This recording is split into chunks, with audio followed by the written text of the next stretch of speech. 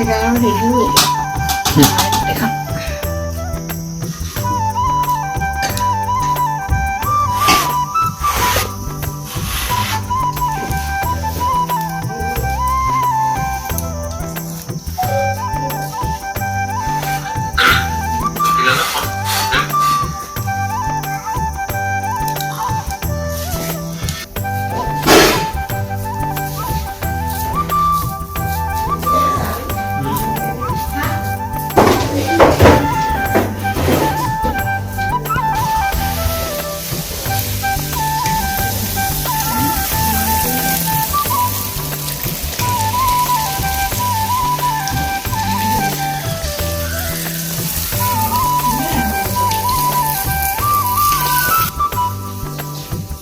Ayo gua tawaran dulu. Itu kan. প্ৰস্তুতি ভাল সুন্দৰ প্ৰস্তুতি আমাৰ পিঠা বহুত বনাইছো দৈনিক হাজাৰ হাজাৰ পিঠা প্ৰস্তুত হৈয়ে আছে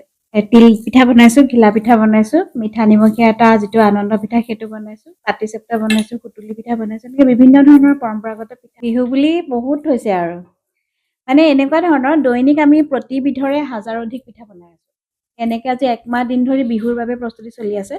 কিন্তু দৈনিক পিঠাখিনিও আমাৰ বজাৰলৈ গৈ আছে পিছে দেই যথেষ্ট প্ৰভাৱ পৰিছে মানে যিখিনি আমাৰ এই খাদ্য সামগ্ৰী প্ৰস্তুত কৰিবৰ বাবে যিখিনি কেঁচা সামগ্ৰী সেই কেঁচা সামগ্ৰীখিনি আমি বহুত দামত ক্ৰয় কৰিব লগা হৈছে সেইকাৰণে এতিয়া আচলতে নাৰিকলৰে দাম বহুত বাঢ়িছে এতিয়া এটা মিঠৈ ধৰক আমি এতিয়া লাডুটো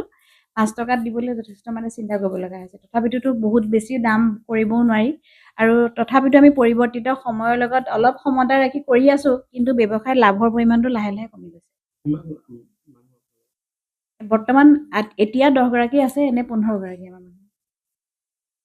15 গৰাকী মানুহৰ ধৰক দৈনিক মানে যিটো পাৰিশ্ৰমিক সেইটো হতে কেঁচা মাল কিনি সকলোখিনি খৰচ আচলতে মেনেজ কৰিব পৰাটো অকমান দিগদাৰে এতিয়া যিহেতু কেঁচা মালৰ সামগ্ৰীৰ দাম আকাশলংঘী হৈছে প্ৰত্যেকবিধ সামগ্ৰীৰে বহুত দাম বাঢ়িছে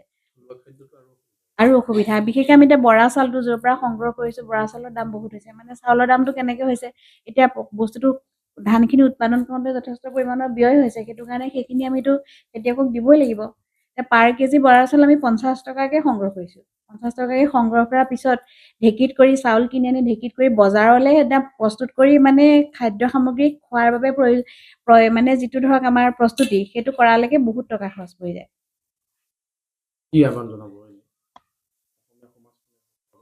অসমীয়া সমাজখনক আচলতে আমাৰ যিটো হিতাধিকাৰী সংস্কৃতি সেইটো আচলতে বন্ধ কৰিব হ'ল প্ৰত্যেকজন মানুহে যদি নিজে কৰ্মমুখী হয় এই যে আমাৰ এতিয়া এই অৰুণোদয় কিবা কিবি এনেকুৱা ধৰণৰ যিবিলাক বিনামূলীয়া চাউল এই আঁচনিবিলাক যদি বন্ধ হয় তেতিয়াহে হয়তো আমাৰ যিটো মানে মূল্যবৃদ্ধি সেইটো অলপ ৰোধ হ'ব মানে মানুহে আজিকালি কাম নকৰা হৈছে এনেই 1250 টকা পায় ফ্ৰীতে চাউল পায় কষ্ট নকৰে এই হিতাধিকাৰী বাঢ়ি যোৱাৰ লগে লগে মানে আমাৰ যিটো মূল মানে অৰ্থনীতি সেইটো অলপ বেলেগ হৈ গৈছে